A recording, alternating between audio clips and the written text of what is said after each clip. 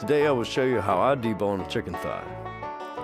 First, remove the skin and trim away any of the fat, set aside for use later.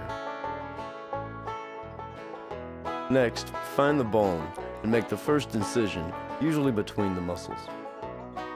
Slowly pull back the meat and scrape away carefully from the bone with the knife.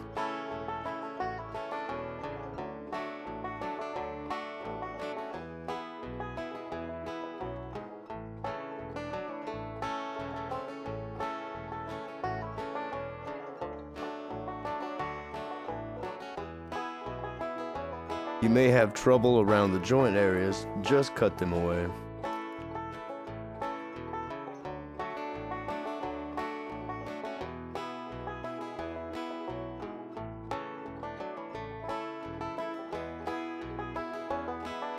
Set the bones aside for use later.